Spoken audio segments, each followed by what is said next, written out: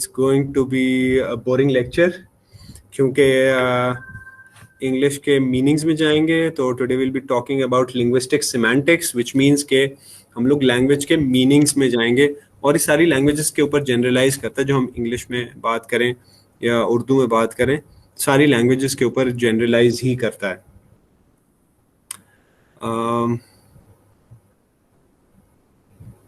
ठीक है, तो let me share the journal screen.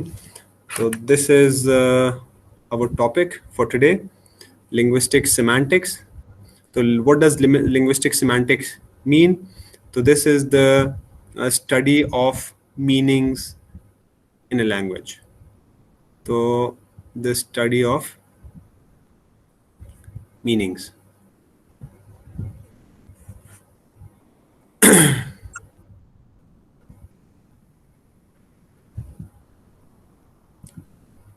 और ये लैंग्वेज के कंस्ट्रक्ट्स की बात नहीं हो रही, बल्कि लैंग्वेज कंस्ट्रक्ट्स ही कहना चाहिए, वर्ड्स, phrases and sentences.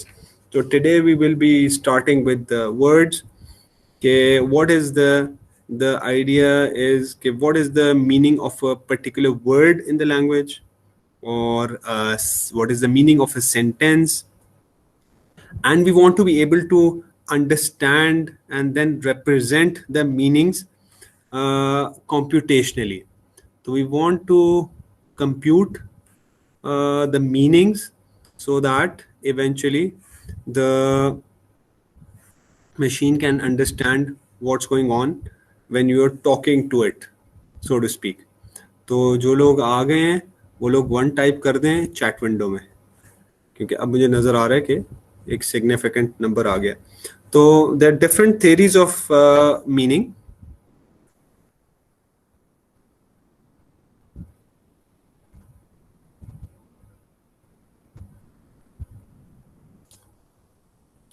यानी सिमेंटिक्स को डिफरेंट तरीके से डिस्क्राइब किया है लोगों ने ओवर द इयर्स.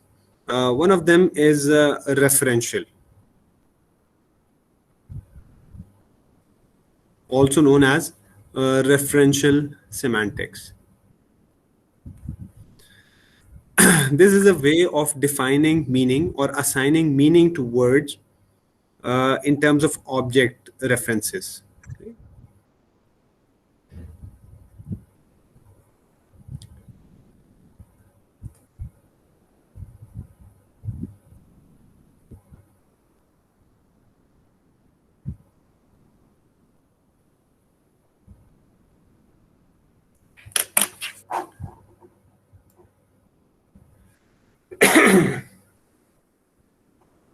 ठीक है, this is one way of defining semantics और मीनिंग्स. अच्छा, इसके अंदर the idea behind this is कि when you hear a word, for example car, तुम लिखते हैं गाड़ी, तो you have a reference to an object in your head that sort of looks like this. तो इसके पीछे how do we figure out के ये रेफरेंशियल किस तरह से ये इमेज कितनी एक एब्स्ट्रैक्ट है या कॉन्क्रीट है. रेफरेंशियल सिमेंटिक्स जनरली सेज के there is an abstract visualization of this object जिसके बारे में आप सुन रहे हैं, लेकिन सारे वर्ड्स इस तरह नहीं है. हाउ डू यू से लव, फिर हार्ट आता है क्या दिमाग में? हाउ अबाउट थिंक, दिमाग आता है. हाउ अबाउट हैप्पीनेस, तो सिर्फ खुशी है तो वो क्या हंसता हुआ चेहरा सामने आता है क्या? What is it? तो referential semantics has some pieces to it, जिसमें the first is semantic intent.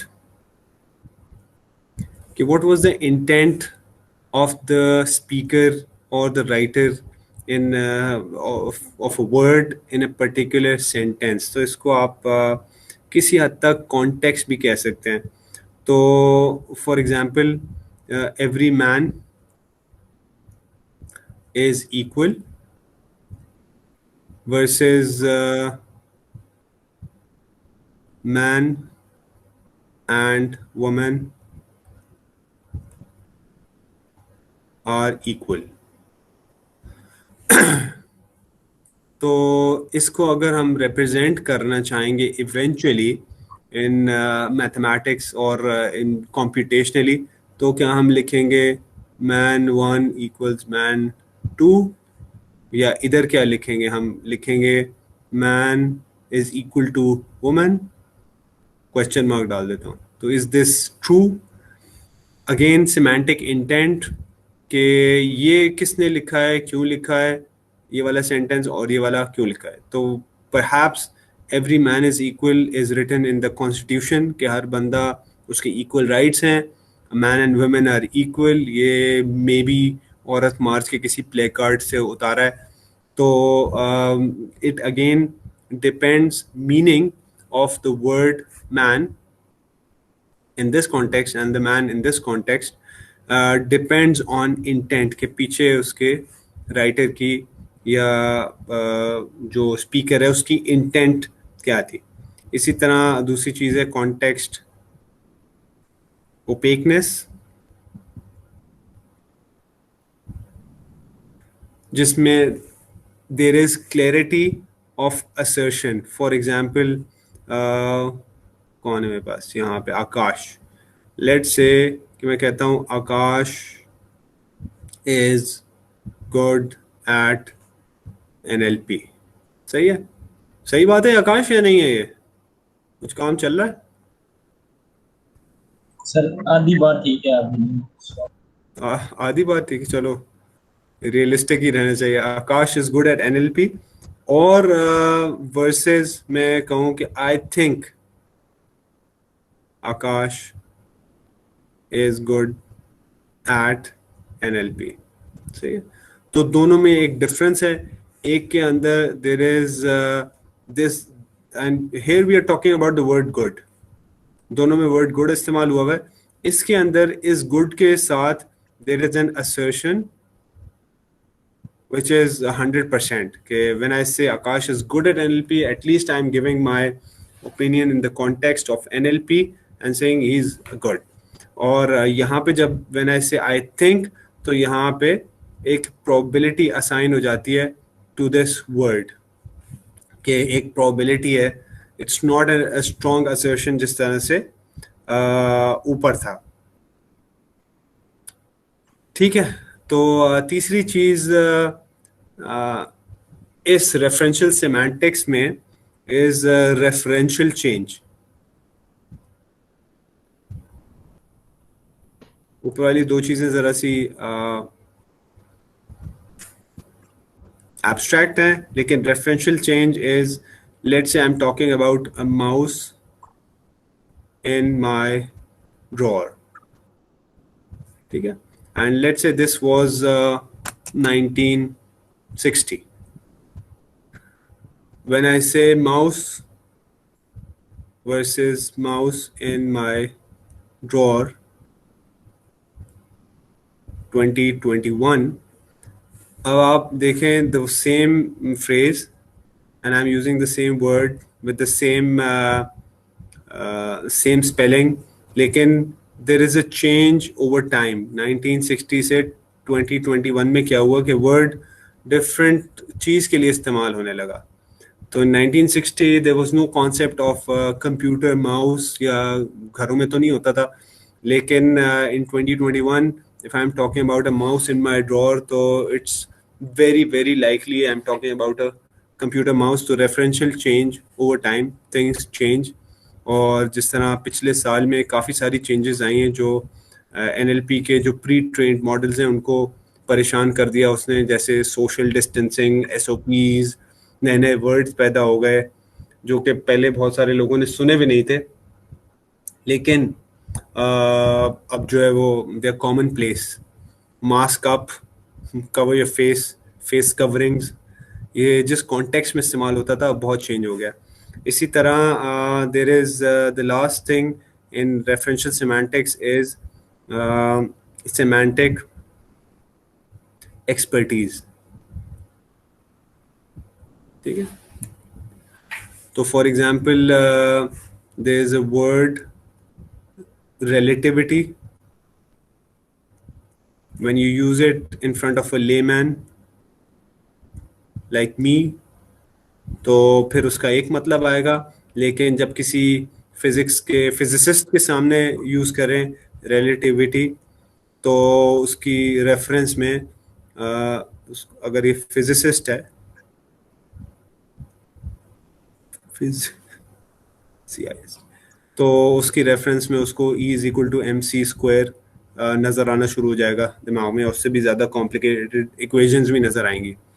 तो दैट्स रेफरेंसिंग, कि जब भी हम एक वर्ड को सुनते हैं या फ्रेज को सुनते हैं, we create an abstract reference in our head, और ये उसके पीसेस होते हैं कि किस इंटेंट की वजह से हुआ, वो कॉन्टेक्स्ट क्या है जिसके अंदर ये यूज़ हो रहा है, आजकल की रेफरेंस के एतबार से वो वर्ड किस तरह यूज़ होता है, और जो सुनने वाला है जिसके दिमाग में वो रेफरेंस पैदा हो रही है, उसकी एक्सपर्टीज़ उस एरिया में या किसी भी एरिया में क्या है कि वो सुनता है तो उसको वो बात समझ में आती है। सर पिछले पेज पे कंटेक्स्ट ओपेकनेस दोबारा बताइएगा। कॉन्टेक्स्ट ओपेकनेस ये है कि किसी चीज़ में हम क्लैरिटी नहीं रखना चाहते इन टर्म्स ऑफ असर्टिवनेस। मैं कहता हूँ, आप मुझसे पूछते हैं मैं कितना अच्छा हूँ, सही है, आप मुझसे क्वेश्चन पूछते हैं तो मैं कहता हूँ भाई तुम बहुत अच्छे हो। जैसे किसी की तुम्हारी अम्मी है, वो कहेंगे ये मेरा बेटा जो है ना ये तो सबसे अच्छा है, और किसी और से पूछें तो वो थोड़ा सा गोल मोल सा जवाब देगा, तो देयर इज जो चीज़ प्रोबेबिलिस्टिक हो जाती है वहां पे जाके, तो उसको सिमेंटिक एग्जिट भी कहते हैं, कि आप क्लियर मीनिंग नहीं डिफाइन करना चाह रहे किसी का। जिस तरह मैंने जब ये वर्ड गुड यूज किया, लेकिन उससे पहले मैंने आई थिंक लगा दिया यहाँ पे, तो ये कॉन्टेक्स्ट ओपेकनेस आ जाती है इसके अंदर, यानी ट्रांसपेरेंसी खत्म हो जाती है, जैसे क्लियरली यहाँ पे बात लिखी हुई है गुड की। ठीक है, और ये तो रेफरेंशियल सिमेंटिक्स के कुछ पीसेस हैं, although this semantics is a big area in linguistic studies, तो मैं उसको थोड़ा सा कवर कर रहा हूँ जहाँ पे हमें इसकी ज़रूरत पड़ेगी, और अपनी एक्सपर्टीज़ के हवाले से कर रहा हूँ। इसमें मैं बहुत बड़ा एक्सपर्ट नहीं हूँ, लिंग्विस्ट नहीं हूँ मैं, सही है। तो इसी तरह एक और थियरी है which is called mental semantics, as oppose to referential semantics, जो कि थोड़ा सा एब्स्ट्रैक्ट नोशन रखती है of the reference that is created. Mental semantics के प्रोपोनेंट्स कहते हैं कि meaning, when we talk about meaning in our heads, is more concrete than an abstract reference। यानी कि ये कहते हैं कि एक मेंटल पिक्चर बनती है जो कि काफ़ी कॉन्क्रीट होती है व्हेन वी हेयर वर्ड्स और फ्रेजेस। ठीक है, तो इसके जो पीसेस हैं दे आर इंटरनल रेफरेंस,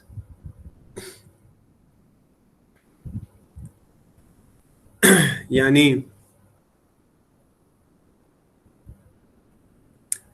जब मेरे सामने एक वर्ड आता है, गाड़ी या सवारी, ठीक है, दो वर्ड्स आते हैं, तो दोनों केसेस में मेरे जहन में एक पिक्चर बनती है। गाड़ी मैंने सुना तो एक पिक्चर बनी, और सवारी मैंने सुना तो एक पिक्चर बनी, और वो पिक्चर आपके दिमाग में अलग होगी और मेरे दिमाग में अलग होगी। लेकिन how different are these two, जो इनका डिफ है वो कितना डिफरेंट है, क्या बिल्कुल सेम है? वो ऐसा होता नहीं है। अगर दो डिफरेंट वर्ड्स हैं, इनके लिए एक डिफरेंट वो बनता है, लेकिन मेंटल सिमेंटिक्स वाले कहते हैं कि कभी कभी ये भी हो सकता है कि किसी की वोकैबुलरी इतनी छोटी हो कि उसको एक वर्ड दूसरे वर्ड के साथ ही सिखाया गया कि ये वर्ड और ये वर्ड दोनों एक ही हैं, तो दोनों का डिफ बिल्कुल जीरो हो जाएगा। अच्छा, तो दूसरा कॉन्सेप्ट है ना, this is called image differential, which says के दो अलग बंदे हैं, तो this is me and this is you, और जब हम एक ही वर्ड को सुनते हैं, लेट सपोज कि हम ये सुनते हैं गाड़ी, मैंने सुना और आपने सुना, तो हमारे दिमाग में जो जो इमेज बनी इसकी, यानी इसकी जो रेफरेंस है कॉन्क्रीट किस्म की, इन दोनों का डिफ कितना है, इज इट जीरो और नॉट।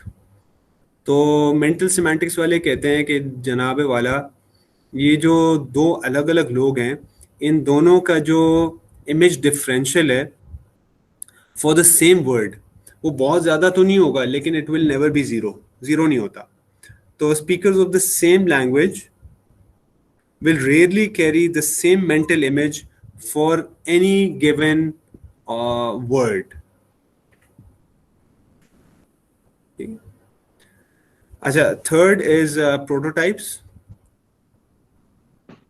ये वो हायरार्की है और ऑब्जेक्ट ओरिएंटेड में जो आप पढ़ते हैं कि जनरलाइजेशन, तो भी जनरलाइज थिंग्स, जब मैंने सुना गाड़ी और कुछ और गाड़ियों के साथ सुना स्पेसिफिक करोला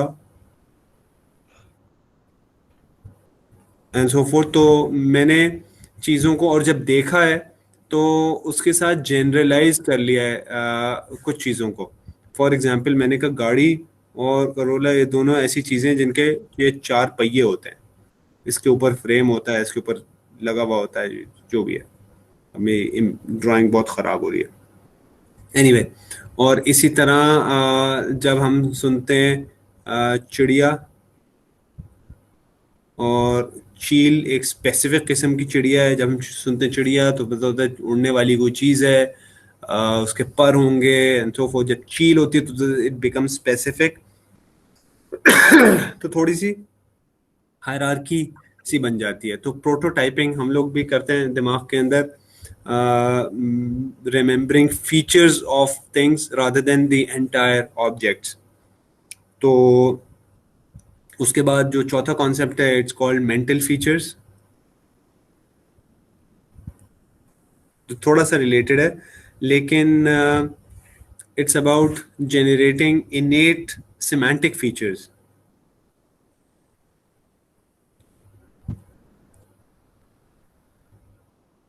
तो वो उस तरह के फीचर्स नहीं है जो हमने प्रोटोटाइप्स में डिफाइन किए हैं। ये सिमेंटिक फीचर्स हैं कि हम लोग चीज़ों को अपने दिमाग में रिप्रेजेंट किस तरह करना शुरू करते हैं। फॉर एग्जांपल, जब हमने नंबर सीखे नंबर थ्योरी में, तो 1 2 3 लेट्स से 99 तक हमें सिखाया गया नंबर। अब कुछ लोग इसको अपने दिमाग में एक मॉडल बनाते हैं which is a linear model, जो कि सही है एक तरह कि 1 है 2 है, या उनको सिखाया जाता है कि इसको इस तरह से विजुअलाइज करें दिमाग में, ताकि हम बता सकें कि कौन सा छोटा है, कौन सा पहले आता है, कौन सा बाद में आता है एंड सो फोर्थ। लेकिन कुछ लोग अपने दिमाग में इसका एक डिफरेंट मॉडल बना लेते हैं, लेट्स से एक सेट बना लेते हैं, एक सीक्वेंस बनाते हैं 1 2 3 and there is no line per se, वो एक सेट बना हुआ है। तो these two people would think differently about things और नंबर्स इन स्पेसिफिक। और फिर इसी तरह एब्स्ट्रैक्ट कॉन्सेप्ट्स हैं जिनके मेंटल फीचर्स रिलेशनल उसमें बनाए जाते हैं कि भाई ये एक ही सात चीज़ें हैं। फॉर एग्जांपल, लाइफ, हैप्पीनेस, और सबकी अलग अलग हैं, डिफरेंट हैं, तो वो उसी पर्सपेक्टिव से लाइफ को और चीज़ों को देखते हैं। तो the big question when studying semantics, जो मैं आपसे पूछ रहा हूँ अभी, कि what is it that we are really trying to communicate? We have seen two models of semantics, of linguistic semantics. एक तो referential model है, दूसरा mental model है, sort of related, लेकिन थोड़ा सा difference ये है कि one of one of them says के हम लोग एब्स्ट्रैक्टली चीज़ों को रिप्रेजेंट करते हैं दिमाग में, उनकी अपडेट्स दैट सेपरेट। और दूसरा मॉडल कहता है कि हम लोग कॉन्क्रीट मेंटल इमेजेस बना के रखते हैं ऑफ डिफरेंट वर्ड्स। ठीक है, तो आपके ख्याल में what is it that we are trying to communicate through language? Language क्यों बनी थी, यानी लैंग्वेज बनी, हमने इस्तेमाल शुरू कर दिया उसका, क्यों, क्या करना चाहते हैं हम लैंग्वेज के जरिए से? Collaborate sir. हम अच्छा कोलैबोरेट करना चाहते हैं ताकि एक दूसरे की हेल्प कर सकें या अपनी मदद जी कर सर। सकें। जी sir. Good. Sir basically to communicate और अपना मैसेज दूसरों तक आप अपना अपने मैसेज thoughts- दूसरों तक का क्या मतलब है कि अपनी परसेप्शन जो हम चीजें देख रहे हैं, फील कर रहे हैं, उसको दूसरों को कम्युनिकेट करें। तो क्यों? ताकि ताकि आप अपनी फीलिंग्स एक्सप्रेस कर पाए लोगों को कि आप क्या फील कर रहे हैं। For what Because everyone objective? is- for what objective? ताकि लोगों को अलाइन कर लें अपने साथ, एक ही है पर्पस। जी। ठीक है, तो we want to communicate our perceptive features, जिस तरह हम परसीव कर रहे हैं दुनिया को, with others, to align them with us, and to also have this, क्या कहना चाहिए, यहाँ मेरे पर लिखा हुआ नहीं है, लेकिन सेल्फ एश्योरेंस कि हाँ I am and this is what it is. तो हम कम्युनिकेट करते हैं और दूसरों से ज्यादा अपने आप से कम्युनिकेट कर रहे होते हैं using the same tools of language. ठीक है, और तीसरी चीज क्या है, क्या हो सकती है? ये मैं हाइपोथेसाइज कर रहा हूँ, आप भी हाइपोथेसाइज कर रहे हैं कि शायद लैंग्वेज का पर्पस ये है, जो कि अभी तक गलत है वैसे ये सारा। अच्छा, मैं कंप्यूटर लैंग्वेज की तरफ जाता हूँ। हमने कंप्यूटिंग लैंग्वेजेस या प्रोग्रामिंग लैंग्वेजेस इजाद की ताकि कंप्यूटर को कमांड कर सकें, right? This is what I want you to do. हम उसमें एल्गोरिथम इम्प्लीमेंट करते हैं और कहते हैं these are the steps that I want you to complete. सही है, तो लैंग्वेजेस जो नेचुरल लैंग्वेजेस हैं जिससे हम कम्युनिकेट करते हैं, what's the purpose? Again, any other thinkers in the class? Other than to certify things or communicate our understanding. Information transfer करने के लिए। Information transfer किस लिए? अपनी नॉलेज को ट्रांसफर करना चाहते हैं हम लोग। Sir, I think because they are easy to understand, like the languages like Urdu or English, we mostly use these ones, so they're easy to understand. So, yeah. नहीं, why do we want to understand? I'm trying to get to the So to bottom of form it. to form a community, like अगर आप for example अपनी commands, अगर आपने जिस तरह आपके आगे कंप्यूटर लैंग्वेज भी एक कमांड करते हो, तो फॉर एग्जांपल टू रूल आपको एक लैंग्वेज आनी चाहिए कि आप बता सको मैं ये चाहता हूँ कि आप लोग ये करो। मेरी लैंग्वेज इजाद इस वजह से नहीं हुई थी, यानी जब हम कम थे रूल की तो बात ही नहीं थी। लैंग्वेज इजाद, लैंग्वेज का पर्पस, जो मकसद था, तो to get to the bottom of it directly is about truth. तो we wanted to understand truth, we wanted to communicate the truth. हक तक पहुंचना और हक को समझना, ये हमारी एक इनेट नीड है, रिक्वायरमेंट है। और कम्युनिकेशन और कमांड्स और ये सारी चीज़ें ना, दे आर बाय प्रोडक्ट्स। और ये जो मैंने सारी बात की कि हम लोग किस तरह से अपनी परसेप्शन को दूसरों तक, the purpose was to understand truth, के हक तक पहुंचना। और ये मैं नहीं बता रहा, ये फिलोसॉफिकली डिज़ाइन ऑफ लैंग्वेजेस और लैंग्वेज की कंस्ट्रक्शन की वजह यही है, यानी जो फिलोसॉफिकली डिफाइंड है। ठीक है, तो अब हम आते हैं थोड़ा सा उस तरफ जिस तरफ आप लोगों को बचपन में लेके आया गया कि हमने सीखी कैसे लैंग्वेज। तो डिफाइनिंग मीनिंग्स ऑफ वर्ड्स, थोड़ा सा मैं ज़्यादा आसान अल्फाज में आ जाता हूँ, तो सिमेंटिक रिलेशंस। अगर वर्ड्स को हम समझने की कोशिश कर रहे हैं तो दूसरे वर्ड्स के साथ एक वर्ड की रिलेशन क्या है. तो this is the relationship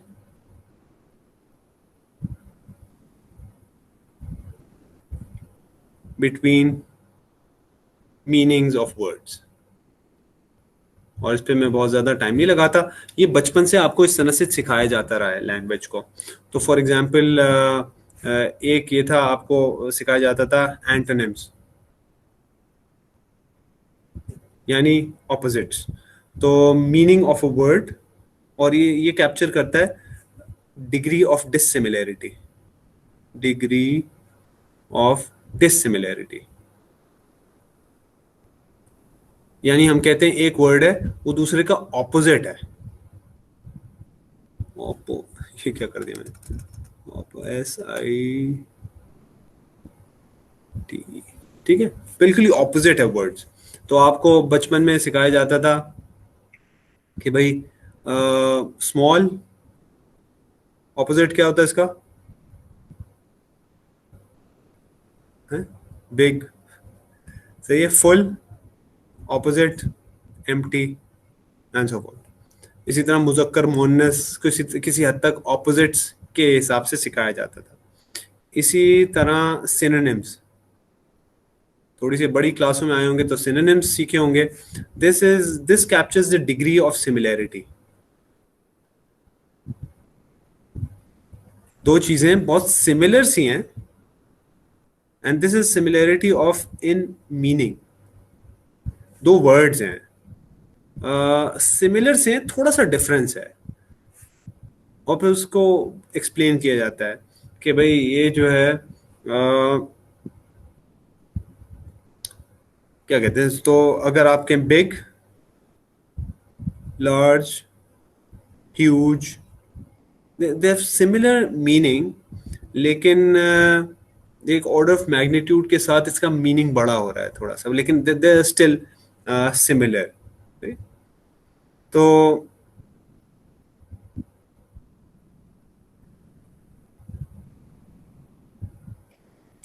meaning में हम ये तो कह रहे हैं कि these two are slightly different, लेकिन एक ही डायरेक्शन में है इनका मीनिंग. और these two are slightly different too, लेकिन ये मीनिंग एक ही डायरेक्शन में जा रहा है.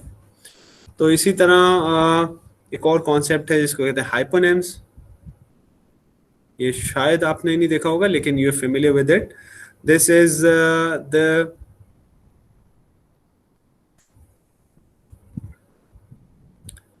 degree of inclusiveness in terms of meaning. तो जैसे मैंने शुरू में एग्जाम्पल दी, फॉर एग्जाम्पल गाड़ी, ये एक सवारी है इन जनरल, लेकिन सवारी थोड़ा सा जनरल है, एब्स्ट्रैक्ट है, और गाड़ी थोड़ा सा स्पेसिफिक हो गया. इसी तरह सवारी तो मोटरसाइकिल भी हो सकती थी और ट्रक भी हो सकता था, लेकिन गाड़ी स्पेसिफिक हो गया. और इसी तरह स्पेसिफिक गाड़ी हो गई करोला, ठीक है, और उससे ज़्यादा स्पेसिफिक हो गई 2000, नहीं, करोला तो बहुत सारी होती है, 2D, वो भी 2012 वाली, ठीक है. तो आप स्पेसिफिक हो जाते हैं. तो हाइपोनिमी ये है कि देयर इज अ क्लास, जो आपकी क्लास ऑब्जेक्ट्स होते हैं, जिस तरह कि ये सुपर क्लास है, ये सवारी जो है सुपर क्लास है इन सब की, ये सब सवारियां ही हैं. लेकिन जैसे जैसे हम नीचे जा रहे हैं इन द हायरार्की, हम स्पेसिफिक होते जा रहे हैं. सही हो सकता है मैंने गलत कर दिया, वो 2D इस तरह की होती है, 12 की होती थी 2D, चलो होगी. एक और कॉन्सेप्ट है homonymy. These are words that are similar in pronunciation and spelling, लेकिन they have different meaning. Meanings में आपस में कोई relation नहीं है. सही है. Words with similar or same pronunciation and spelling, और spelling लिखना चाहिए, और spelling but different meaning.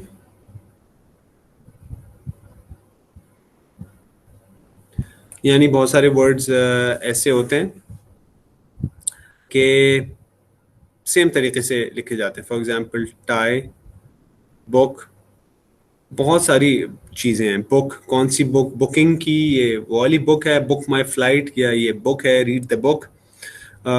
इसी तरह जो सेम स्पेलिंग वाला वर्ड किसी ने मुझे बताया था वो है ब्रेक, ब्रेक स्लैश ब्रेक. बिल्कुल सिमिलर स्पेलिंग. स्पेलिंग तो थोड़ी सी डिफरेंट है, इसका एडिट डिस्टेंस 1 है, लेकिन प्रोनाउंसिएशन सेम है, वो मीनिंग बहुत डिफरेंट है. तो दिस इज हाइपोनिमी. जब आप डिफरेंट सेंसेस में, डिफरेंट कॉन्टेक्स्ट में इसको यूज करते हैं तो इसका मीनिंग वाज़ेह हो जाता है. Okay, any questions? No sir. Okay, फिर हम जाते हैं सिमेंटिक कॉन्सेप्ट्स पे. और now I am getting into stuff जो हम कॉम्पिटिशनली यूज करेंगे to define meanings of words. तो सिमेंटिक कॉन्सेप्ट्स say कि we need to grouping of words based on their closeness, not based on synonyms. के synonyms की वजह से, बल्कि वो जो सारे concept है ना, हम कहेंगे ये words आपस में related हैं, तो relatedness लिखना चाहिए. तो good and bad are related, तो किसी तरह से ये ग्रुपिंग हो जाए. और इसकी ग्रुपिंग के भी 2-3 तरीके हैं. फॉर एग्जांपल, एक है semantic fields. We define fields और डोमेन्स. तो बेसिकली सेइंग के words related because of their use in the same domain.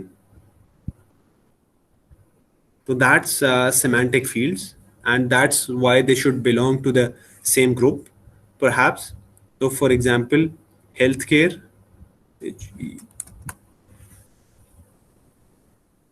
कि बहुत सारे words हैं, doctor, medicine,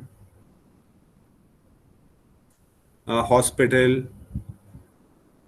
nurse, mask and so fourth. तो बहुत सारे वर्ड्स हैं, इनका आपस में मीनिंग तो डिफरेंट हैं, लेकिन because they belong to the same area और सेम डोमेन, तो वी वांट के ये एक ही सिमेंटिक फील्ड में हमें नजर आ रहे हों. इसी तरह अगर फूड है तो प्लेट, रेस्टोरेंट, बिरयानी, समोसा, अभी अभी रमज़ान गुजरा है, याद आ रहा है, शेफ, कुकिंग रेंज, चूल्हा, जो भी है, all belong to the same semantic field. And similarly, there can be multiple semantic fields. So for example, there is royalty. Royalty से मुराद रॉयल्स हैं, जो ब्रिटिश रॉयल्स हैं. तो there is queen, prince, castle, और इस तरह से जो रिलेटेड चीज़ें होंगी उनसे, तो वो सारी, या क्राउन, वो सारे वर्ड्स जो हैं वो रॉयल फील्ड के अंदर आ जाएंगे. ठीक है. तो this is one thing, one semantic concept, जो कि हमने कहा कि सिमेंटिक फील्ड्स हैं. इसी तरह just like semantic fields, there is a semantic concept known as semantic frames. तो there words which belong to the same semantic frame, meaning they're related, the words related due to different perspectives of the same event.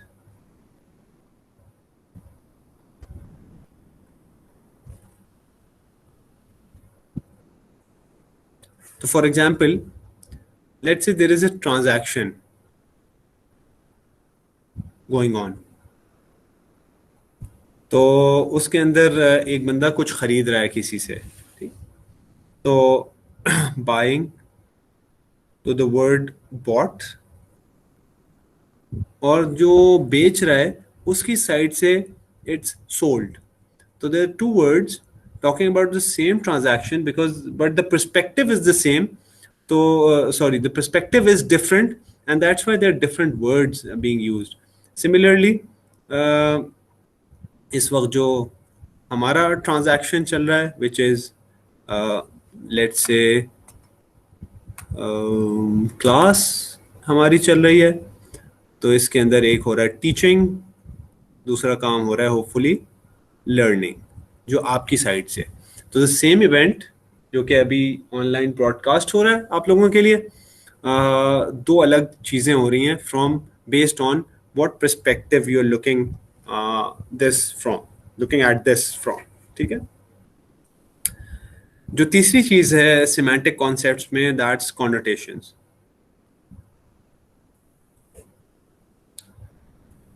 So this is the relatedness of words related because of their affective similarity. और affects अगर आपको याद हो, we're talking about feelings here, right? तो हमें connotations आपने पहले भी सुनी होंगी. तो there are words used in positive connotations. For example, happy, love.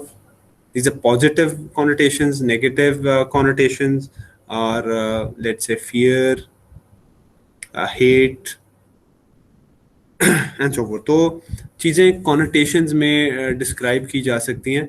यार जब आप ऐसा वर्ड सुनते हैं तो आप कहते हैं ये अच्छी ही कॉनोटेशन है, ये पॉजिटिव कॉनोटेशन है. सिमिलरली ये तो एक एग्जांपल है, there can be multiple connotations. तो all of these are semantic, different ways of defining semantic concepts जो कि हम लोग यूज करेंगे to define word spaces as numerical quantities जिनको हम प्रोसेस कर सकें कंप्यूटेशनली. ठीक है. तो that brings us to vector semantics.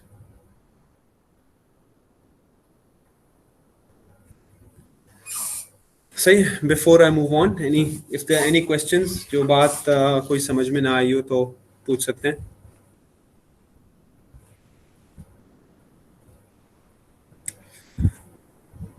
Good, no questions. So that means कि we can move with vector semantics. Vector semantics, अभी तक जो हमने semantics पढ़ी उसमें प्रॉब्लम ये है कि जो referential semantics हैं या mental semantics हैं, ये saying कि हमने एक word सुना गाड़ी, तो कहते हैं भाई दिमाग में एक image आ जाती है ऐसी कुछ. सही. लेकिन अब हम कंप्यूटर को समझाना चाह रहे हैं कि भाई गाड़ी का क्या मतलब है, तो कैसे होगा कि इमेज आएगी इसके अंदर, या कंप्यूटर के अंदर एक इमेज भी आ गई तो हमने कहा गाड़ी जा रही है, तो वो कैसे इमेजिन करेगा कि इट्स मूविंग. तो there is a car and there is this move, या गाड़ी गिर गई. तो हम लोग तो इस तरह से शायद अपने दिमाग में करते हैं, और वो क्या कॉम्प्लिकेटेड प्रोसेस है वो हमें अभी समझ में भी नहीं आई. तो the purpose of vector semantics is because machines process numbers very well. So we want to be able to represent words as vectors, as numeric vectors. सही है. And we want these vectors to denote meaning.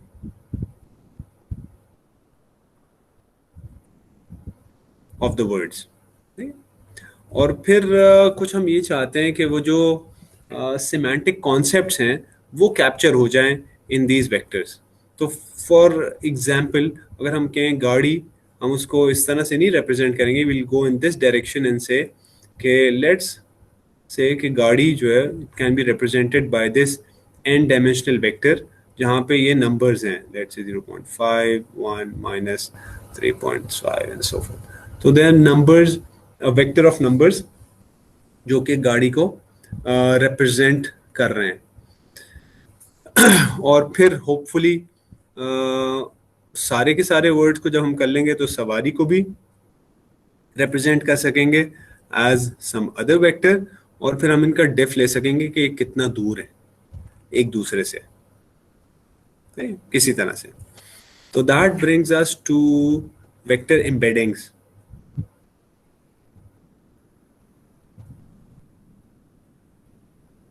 A very common way of representing words and the meaning, in fact. So vector embeddings are basically, the idea is that you have an n-dimensional representation of every word, of words in a language.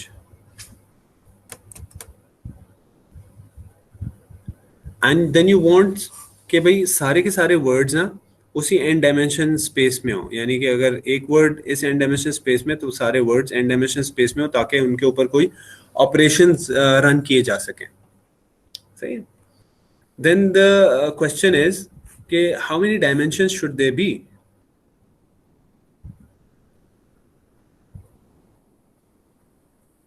ये n होना क्या चाहिए? तो simple answer to connect with what I've taught you earlier is as many as semantic concepts, चाहे वो semantic fields हो या semantic frames हो या connotations हो, that should be n। तो n उतना होना चाहिए, उतनी डायमेंशन। तो फॉर एग्जांपल मैंने आपको बताया था कि लेट्स से फर्स्ट डायमेंशन है आपकी, क्या था, क्या सेमेंट, हेल्थ केयर। तो अगर एक वर्ड है गाड़ी का हेल्थ केयर से क्या ताल्लुक है? एम्बुलेंस का हेल्थ केयर से तो ताल्लुक होगा, गाड़ी का हेल्थ केयर से कोई ताल्लुक खास नहीं है, तो ये छोटी वैल्यू होगी। इसी तरह गाड़ी का ताल्लुक व्हीकल्स से है, हाँ, तो फिर उसकी उधर वैल्यू बड़ी होगी या ज़्यादा उस डायरेक्शन में होगी। ठीक है। तो सिमेंटिक कॉन्सेप्ट्स के बराबर हो। अब how do we know how many semantic concepts are there? अब ये तो हर लैंग्वेज में डिफरेंट भी हो सकता है और हर बंदे के हिसाब से भी अलग अलग हो सकता है कि मुझे इतने सिमेंटिक कॉन्सेप्ट्स का पता है और इससे इतने का पता है। कई चीज़ें मैंने पढ़ी ही नहीं, सही है, बायो में मेरी एक्सपर्टीज़ नहीं, मेरा वो सिमेंटिक्स बनी हुई नहीं, तो क्या करेंगे? तो we can at best, even linguists can at best guess के semantic concepts कितने हो सकते हैं, and that brings us to a specific type of a word embedding called one-hot encoding.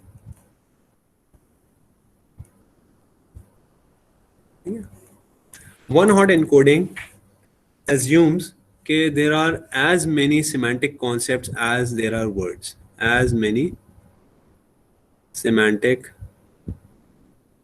concepts as there are words। यानी आपकी पूरी dictionary में जितने वर्ड्स हैं आपकी लैंग्वेज में उतने ही semantic concepts हैं। तो फॉर एग्जाम्पल आपने कहा कि मेरी पूरी डिक्शनरी ये है, क्या बुरा, लेट्स से हाल है, ये 4 वर्ड्स हैं आपकी डिक्शनरी में।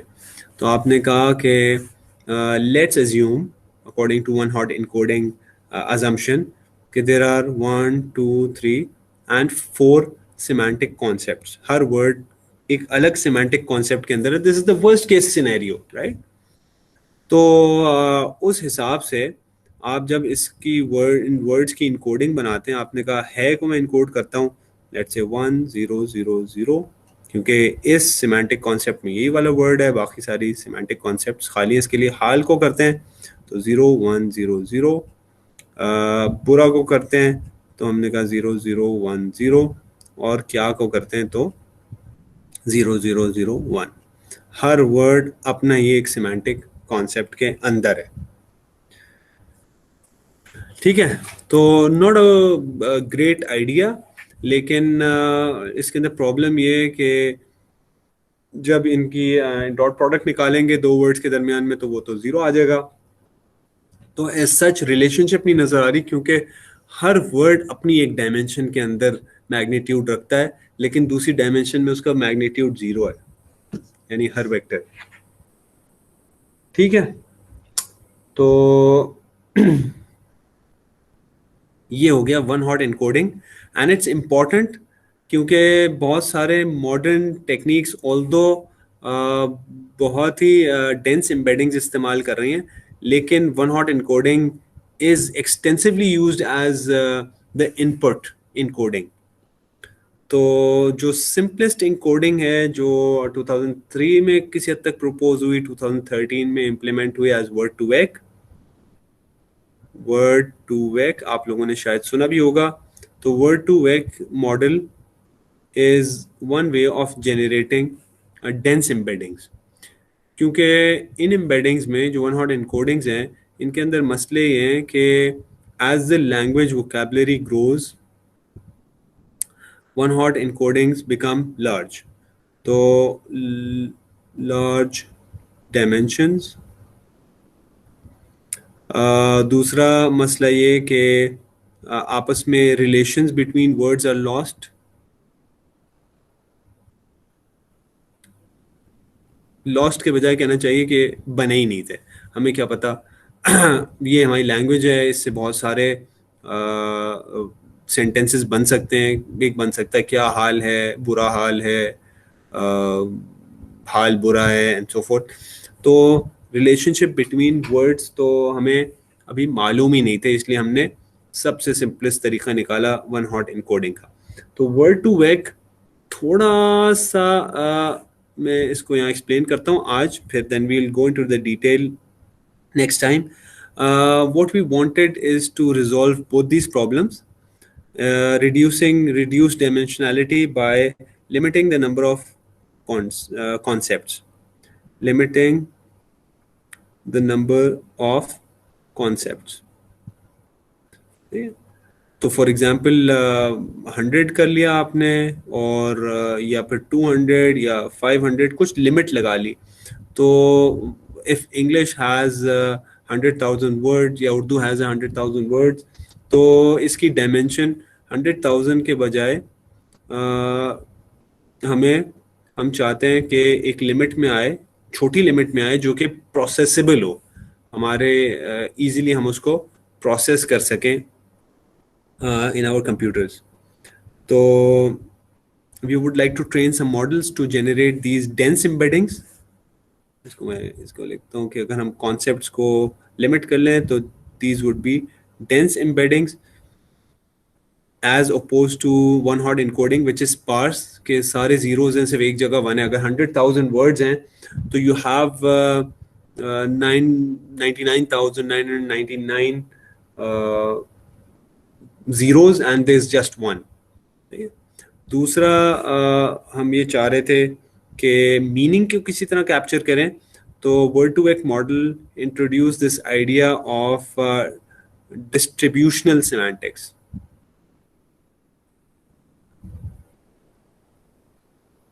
As oppose to referential semantics, ठीक है, या डिनोटेशनल सिमेंटिक्स के opposing में डिस्ट्रीब्यूशन सिमेंटिक्स के the meanings of words are described by the neighbours.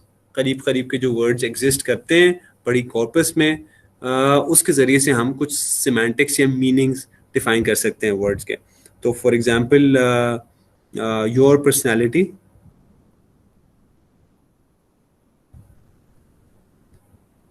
is defined by the company you keep.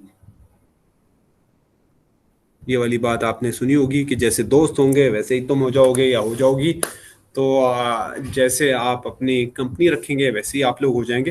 तो that's the idea behind distributional semantics, के word semantics को figure out करने के लिए you figure out कि word किस किस्म की कंपनी में ज्यादा अकर करता है इन अ ह्यूज कॉर्पस.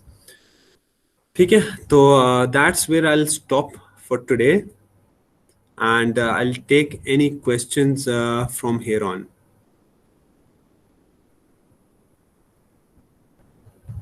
फिर हम कौन कौन सी एम्बेडिंग्स कवर करेंगे? कौन सा दिल चाह रहा है तुम्हारी कवर करने का? सर ग्लव वगैरह वो सारी करेंगे आगे. दिल तो